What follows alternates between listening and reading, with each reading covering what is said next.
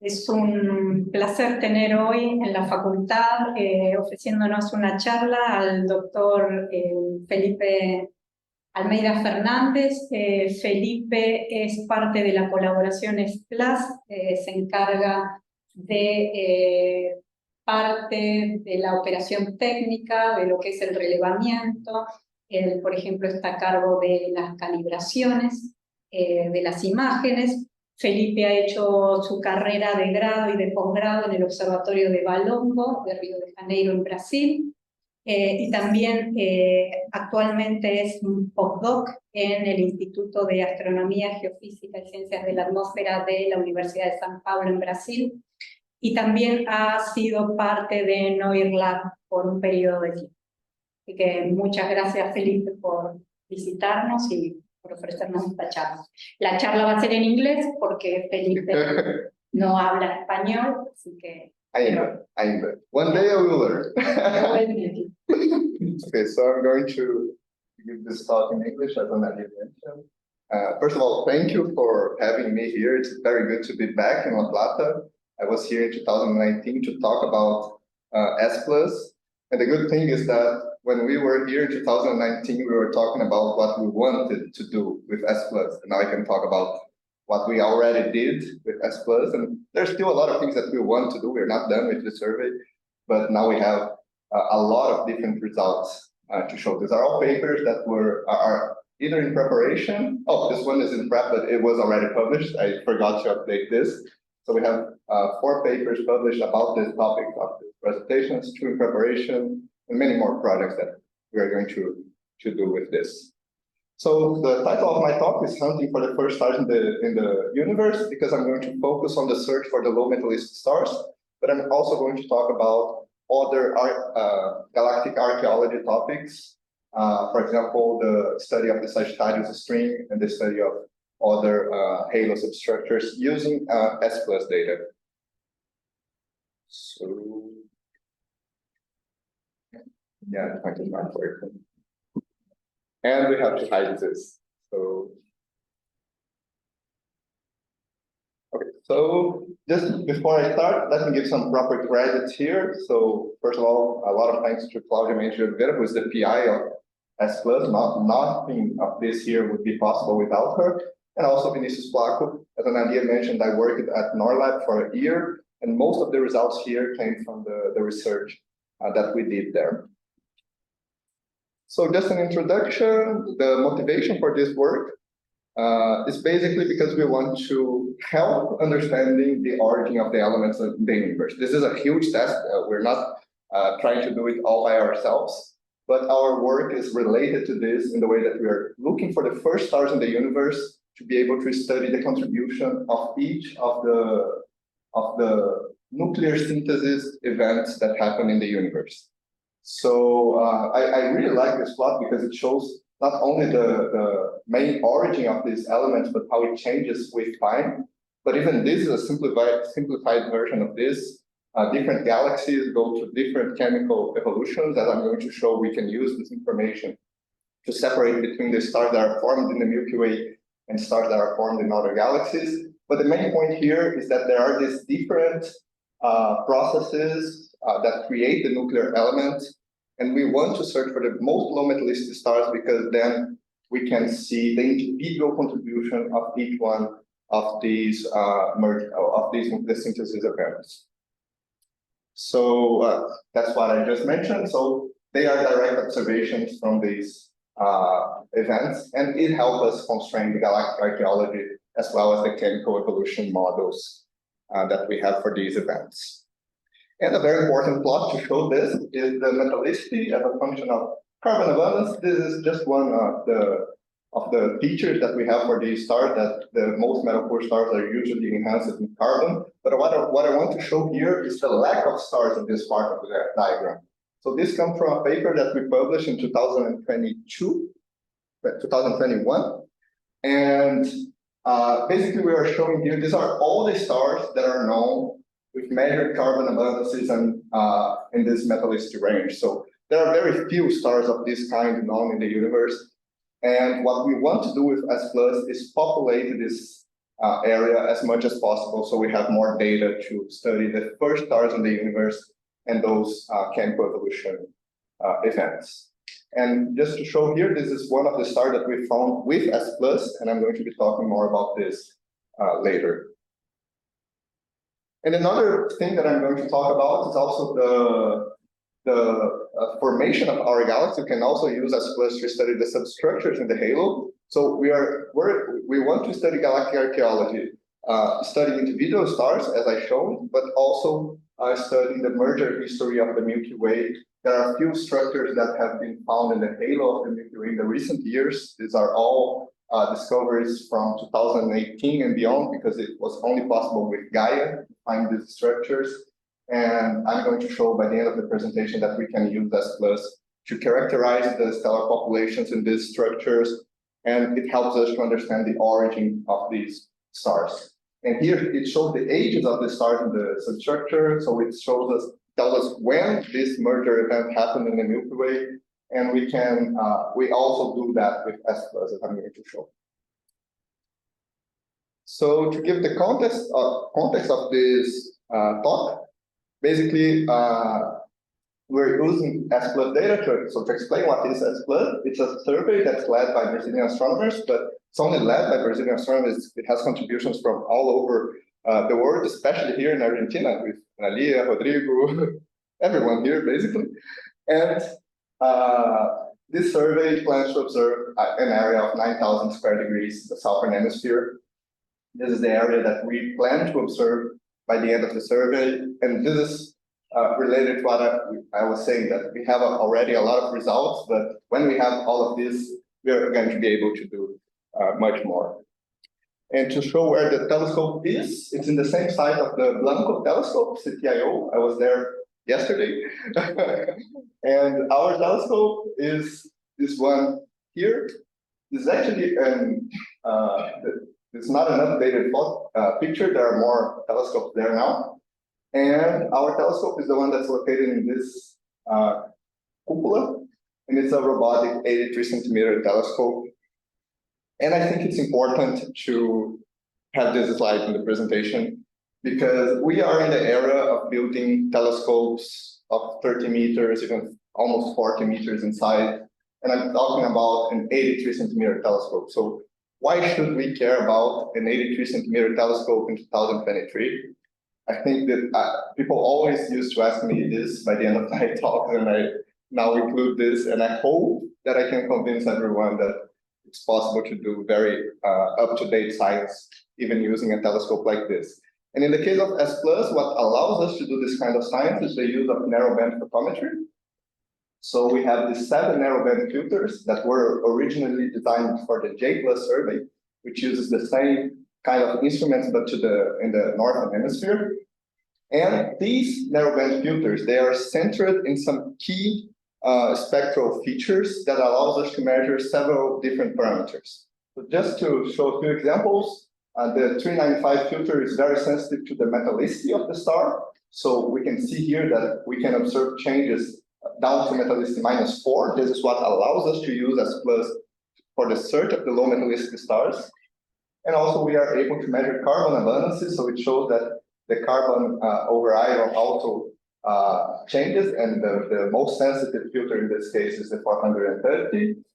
We have filters that are very sensitive to the logarithm of gravity, so this is just simulated synthetic data for a giant and a dwarf star with the same parameters other than the log G, and we can see that the main difference in the spectrum is this region, and it's exactly where we have one of the narrow bands. So it can also be used to classify stars as giants and dwarfs, which is very important because we can use the giants as tracers for stellar populations in the Milky Way. And the other one here is just to show that this is not only for stellar astronomy, we can also use S-PLUS for extragalactic astronomy. So this is an example of photometric redshift that we can we can measure using the narrowband photometry from S-PLUS. But I'm going to focus now on the sensitivity of the filters to the metallicity. And just to mention, S-PLUS is a very large collaboration now. It has more than 100 astronomers, plus more than 40 external collaborators. I only included a few of the first projects of S-PLUS, but we now have more than 70 projects registered and in the collaboration. So it's a lot of projects that are ongoing in S-PLUS right now. And just to show some recent meetings, we're always having meetings, and we had this meeting in 2019 here in La Plata, which was actually a school that was organized here, and we were invited to talk about S-PLUS. And this year we had 2 meetings already. One meeting was in my house, and we were there to talk about, to work on the DR4 paper. And the most recent one was the meeting in Rio, and some people from here, Nadia and Rodrigo, and I don't remember if Luis and Amanda went there, no? No. So some people went there. It was a great meeting as well. And next year, we're still deciding where the meeting is going to be, but we're always having a lot of meetings to discuss the results in S-PLUS. And the data that we have so far, this is the internal data release 4 that will, at some point, very soon, become data release 4. And this is the data we have available in the collaboration so far to do this kind of analysis. And I'll go back to the point that everything we did so far was using this limited area of the survey. And when the survey is done, we are going to have many more results. So let's go to the results. As I mentioned, we have these filters that are very sensitive to the metallicity. And what we did was we took the whole data. This is for DR3, but we actually already updated this search for DR4. But using the data for DR3, we have this color diagram here. These colors were chosen to maximize the metallicity gradient that we have here. So what I'm showing here is the density of stars with the photometry of S-PLUS. And what I'm showing here is the cross match between S-PLUS and the STAGWI catalog for the stars that we have measured spectroscopic metallicity.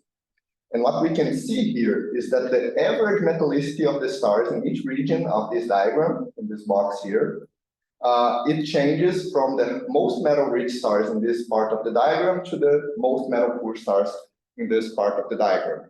But the metallicity in STAGWI only goes down to -3.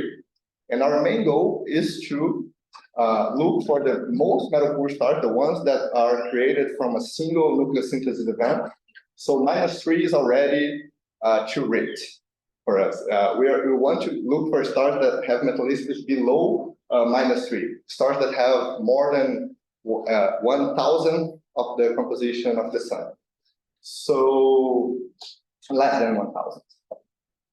So what we did, our thinking process was, since we can see the metallicity gradient decreasing in this direction here, we expect the more metal-poor stars to be even lower than this. So what we did, we made a selection lower than this region that we had the data in SDSS, and we selected 500 stars in this region to see if we could find any of the most metal-poor stars in the universe in there. So we selected 522 stars, candidates up to this point, and we observed them with medium resolution spectroscopy from Blanco and Gemini South. And as you can see here, they only cover the part of the survey that is already observed. And this is the result from the medium resolution spectroscopy. So I'm showing the same plot that I showed before with the colors. And this is the stars that we selected. And after measuring their metallicity, we see that we have a significant fraction of stars with metallicity below -3. It's those circles with the black counter here. And as we can see, it's a lot. Like, let me just go back here. In the SDSS data, we didn't have any stars below -3. And in our selection, we have a lot of stars below -3. And the most important point, we have 2 stars that are below -4. So we are really being able to select those most metal-poor stars using a simple S-PLUS color cut. And this is the result of this selection. So we measured this metallicity using this medium resolution spectroscopy, and 92% of the stars indeed are metal-poor. And what we are most interested in are the stars below -3. So we're focused on this region here, and we can see that this selection produces 15% of the stars selected this way are below -3, which is what we are looking for. And when we compare our results to other results in the literature, we can see that with S-PLUS, we're getting even better results than what we got with Haiti, for example. And this BB catalog is the best and brightest. It's the catalog of bright metal poor candidates that were selected before to be metal poor stars. And as you can see here, those catalogs still have a lot of contamination from non-metal poor stars, and our catalog has just a very small contamination. So we were able to improve the selections from the literature. But, okay, so now we had this sample that we knew some of the stars are metal poor, but we have this contamination here.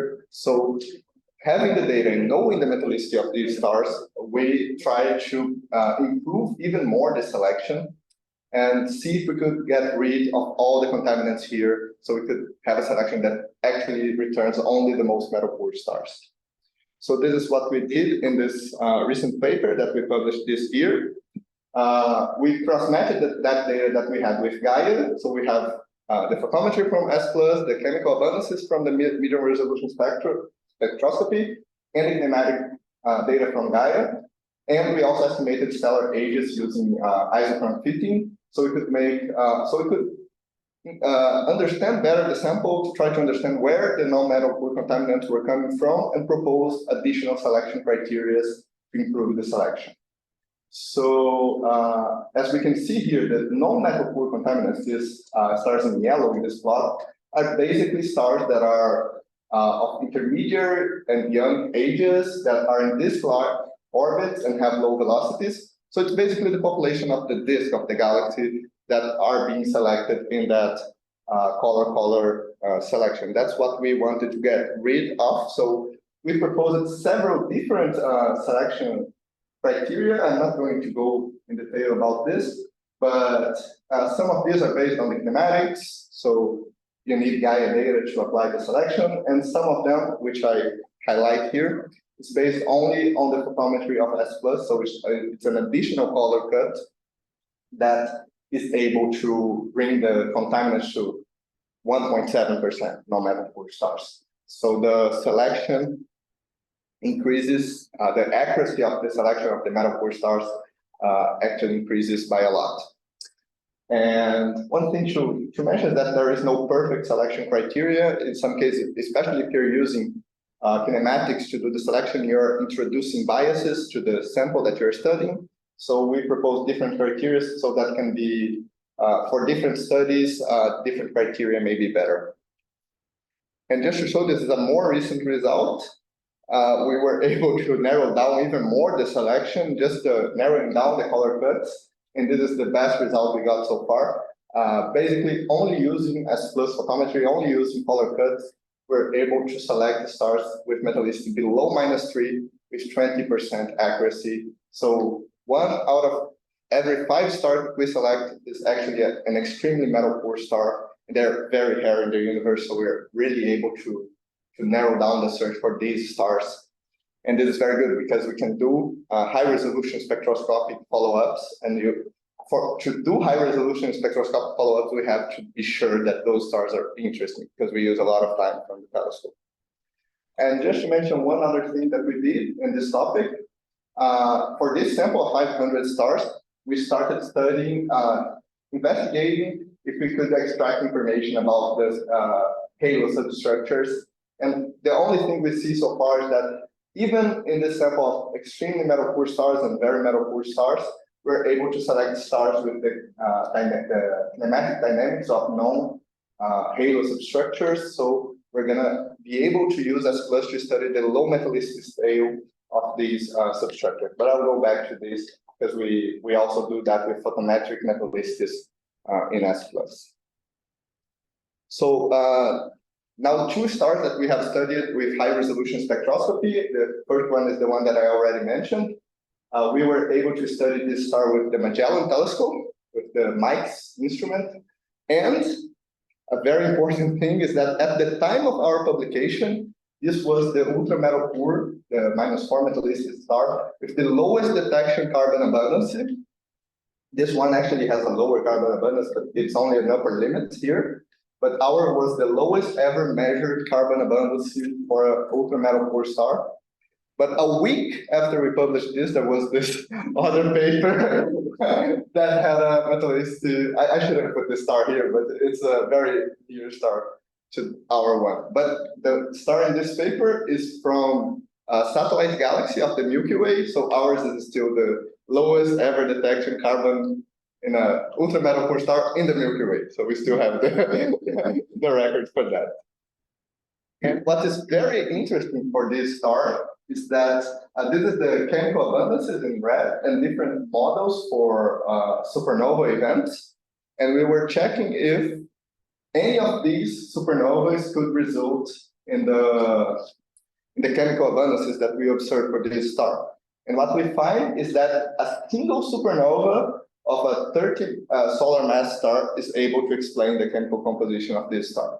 A single metal-free 30 solar mass star. So this would be a star that was formed with the primordial composition of the universe and exploded, producing these elements. So this could be a star that formed as a second generation star. It's not one of the first stars in the universe, but it is a direct product of one of the primordial stars in the universe. And what is really important here is that maybe this is the only way to study these population tree stars, because for the metal-free stars, the models predict that they will all be very high mass. So they will not be it will not be still possible to observe them today, because in a million years they will already have exploded in supernova. So this is a direct way to study those population tree stars. And another star that we observed very recently, this is a star we observed this year using the GHOST instrument that was installed in the Gemini South telescope. And this was observed during the science verification of the GHOST instrument.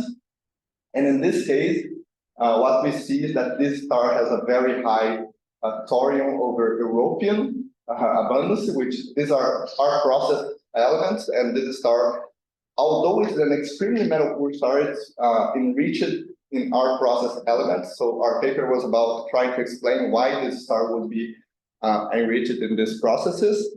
And what we found is that the chemical abundances in this case, the low mass elements, could be explained by a supernova like the other one. But to explain the chemical composition of the R process elements, we had to use models for neutron star mergers. And one neutron star merger between of two stars between these solar masses could explain the thorium abundance that we observed for this star. So this is a very recent result that actually contributes a lot for this kind of study. And another thing that we did for this star, we tried to characterize the star. So we tried to measure the age. This is a cumulative distribution function, and when it's a line here, it's basically a flat PDF, which means that we can't say much about the age of this star other than it's older than 7 gigayears. So we expect this star to be very old. It has the chemical abundances of a primordial, a second generation from a primordial population of stars. But we can't say much about the age. But for the mass, for example, we narrowed down the mass quite well, and we expect that the mass for these stars has to be around 0.8, because these are the stars that live long enough to be formed in that period of the universe and still be observable today.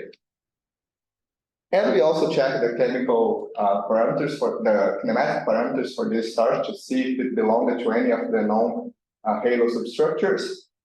But in this case, it's a very boring star with no, it doesn't appear to come from any known substructure. It's just a star that was formed in the halo of the Milky Way. Okay, so now going to a different project. So we were using that to select those very metal poor, extremely metal poor stars to study individual stars. But we can also do galactic archaeology with stellar populations and try to, in this case here, we want to study the halo substructure. So we need as many stars as possible. And that's why S-PLUS is good for that, because with the photometry of S-PLUS, we can measure photometric metallicities and have more data than we have with spectroscopic studies for those halo substructures. So we're using data from this paper of Devin Witten, and he basically produced the photometric, not only photometric metallicity, but stellar parameters for S-PLUS using artificial neural networks.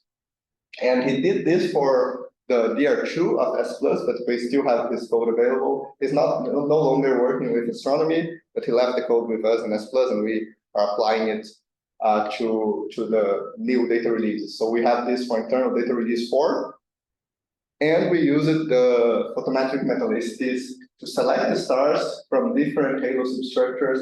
And the first thing we're seeing is just the metallicity distribution function of our metallicities, just to see if our results match with the results from the literature.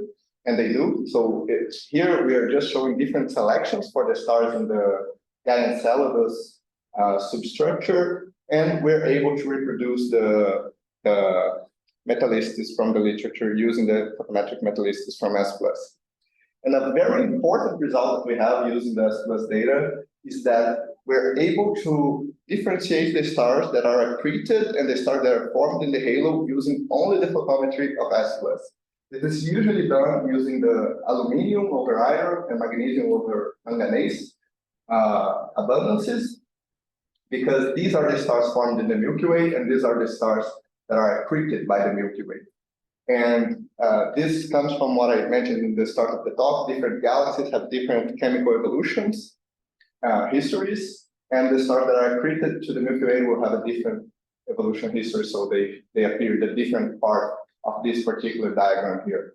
But using S-PLUS data, this is a combination of S-PLUS filters. We see that we are also able to select the stars.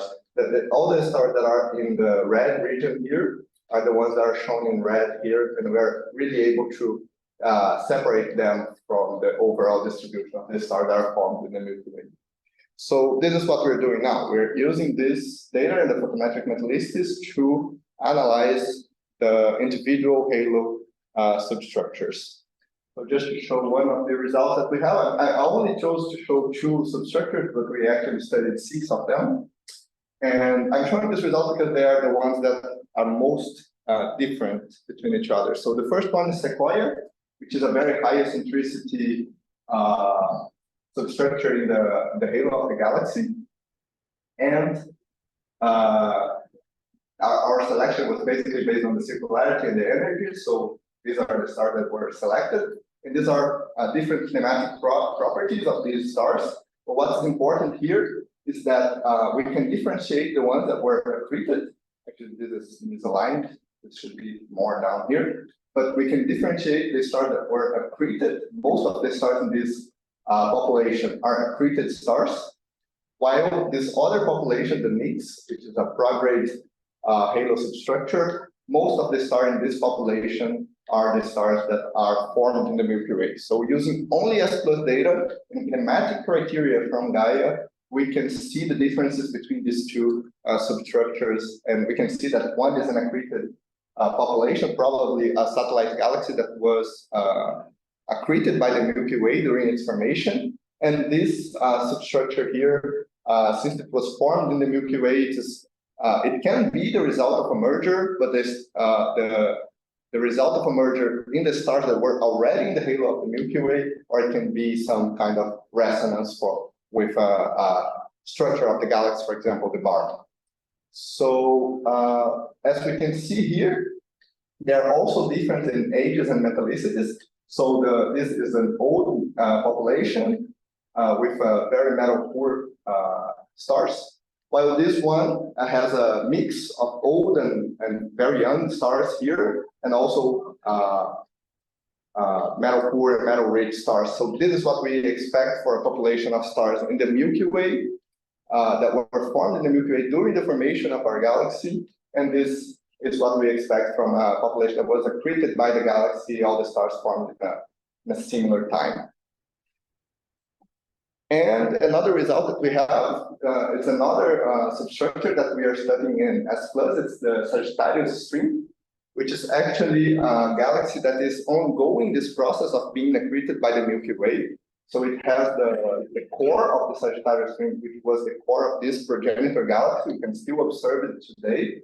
But on top of having that core, it has this trail of stars that are being tidally disrupted from the interaction between this satellite and the Milky Way.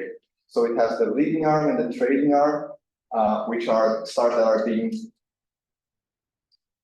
arrancadas, disrupted from this population. And in S-PLUS, we have some of these stars. So here is the distribution of stars that belong to the Sagittarius string. And we cross-matched this with the S-PLUS data. And at first, our only goal was to see if we could measure a metallicity gradient in this substructure. So for the leading arm, especially, we are able to measure a gradient in the metallicity, and we compared our results with S-PLUS with spectroscopic results, and we get similar results. So our goal was only measure the metallicity gradient, but we were able to do something even better. What we did was use antibody simulations, and this is the initial state of an antibody simulation that produces the Sagittarius string. It's from a different paper, a different group of authors that were trying to reproduce the shape of the Sagittarius string. So it was only gravity that they were worried about, and they have no chemical and chemistry in the chemical abundances in the simulation. But what we did was take the first step of the simulation and assign chemical abundances to the stars, assuming an initial gradient for the progenitor galaxy. And we followed up those stars in the simulation to see where they end up today and compare, and we see if we can measure a metallicity gradient that can reproduce, that can tell us which was the original gradient in the progenitor galaxy. So we repeated this simulation for a lot of different scenarios from the gradient in the progenitor galaxy and compared with what is observed today in the Milky Way. And we were able to narrow down the possible metallicity gradient for the progenitor galaxy of the Sagittarius string down to these values here. And we compared it to a lot of known satellite galaxies of the Milky Way, and the value that we obtained is similar to what we have for most of them. And this is coded by the mass of the galaxy, and this is the center metallicity of the galaxy, and the lower mass galaxies are in this region, the higher mass galaxies are in this region. And we can also use this to estimate the mass of the progenitor of the satellite galaxy. So this is what we did with this paper. And will be my talking lighting. So, so yeah, basically that's it. These are the results that I wanted to show. So the take-home message is that we can use narrowband photometry survey like S-PLUS to select these ultra-metal poor stars. So if we look for a star at random in the halo of the galaxy, we estimate that only one every 100,000 stars will be ultra-metal poor. But with our selection, we were able to have, in our best selection, we're able to have 2 stars in 343. So it's really improving the way that we can look for these ultra-metal poor stars. And we can do high-resolution spectroscopy for these stars to learn about the nucleosynthesis events. So, for example, we had that first star that is the result of a population tree hypernova event, and the second one, which is the result of a neutron star merger, which is the only process we know so far to explain the thorium abundance of these stars. And we also can use the photometric metallicities from S-PLUS to characterize the halo substructures and learn more about the formation history of the Milky Way. So that's it.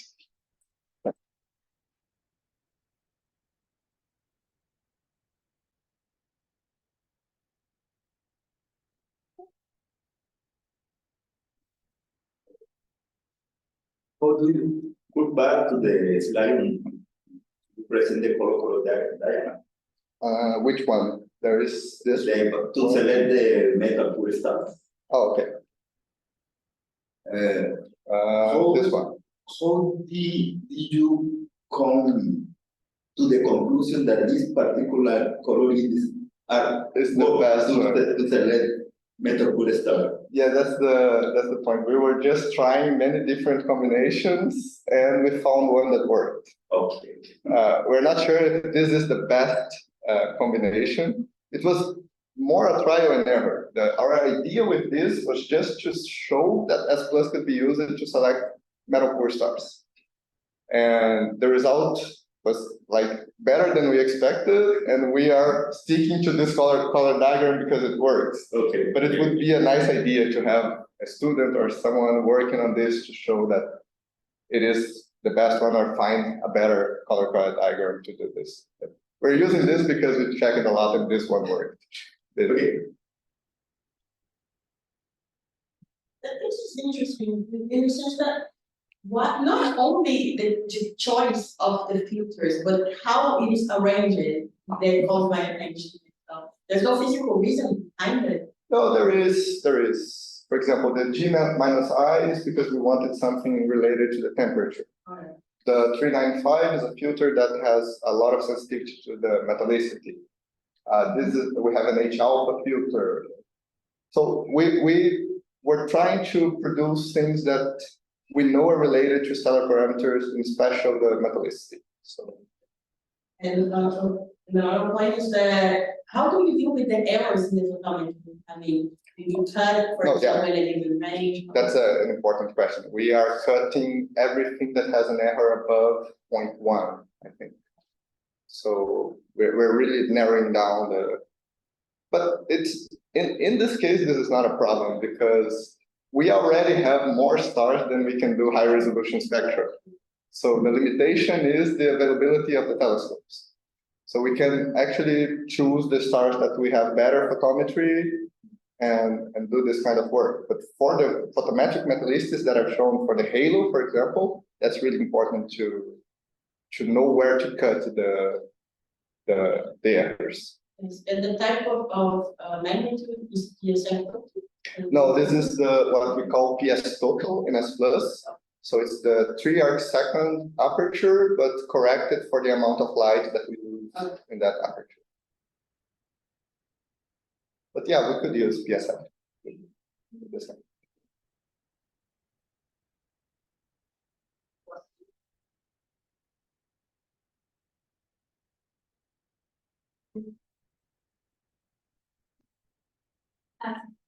All this work was made with data release, the internal data release 4? No, it depends. This, we started making the selection with data release 3, and more than 400 stars were selected with data release 3. But some of these, 522, were selected using data release 4, internal data release 4. And for this project with the halo substructures, everything is being done with internal data release 4. Yeah, because this is an important thing that I have to mention. This photometric metallicities, we want to give it as a value-added catalog, but we still haven't finished the catalog. We have a version of the catalog that is not the final one, and we're using that one as a preliminary analysis. But yeah, I should have mentioned this. We have two ways of obtaining the photometric metallicities now. It's the artificial network from Devin, which uses this code that he left with the S+ collaboration. But there is also the random forest photometric metallicity that comes from a student of Marcelo Borges in Observatório Nacional. And we are expecting that he will publish this, so we're going to be able to cite his work, or we're still discussing if he is going to make a different paper for that, or if we're going to include his method in one of these papers, because he's also not working in astronomy anymore. So there's this. He still wants to do the paper, but maybe not by himself.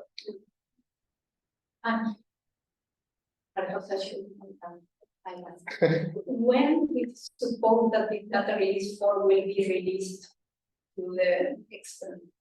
Yeah, astronomers out of the collaboration. we don't know yet. Yeah, It was supposed to be last month. So it's already delayed.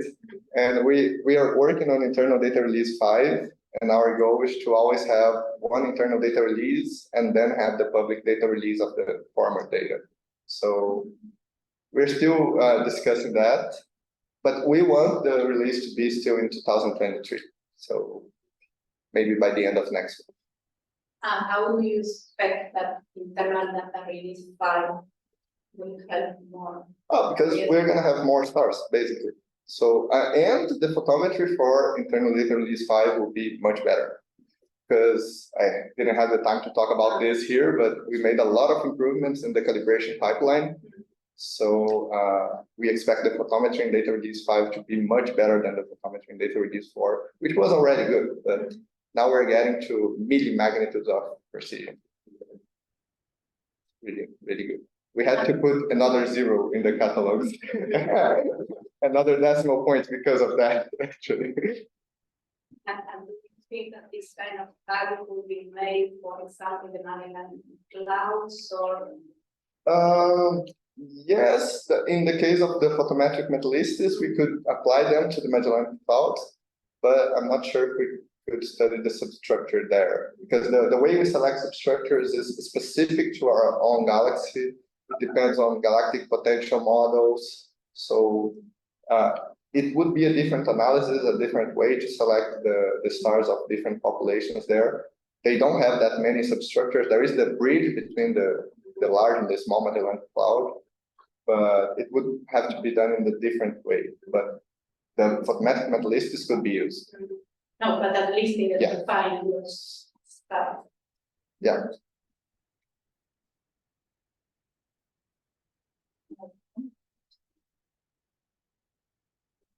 Thank you very much. Thank you. Okay.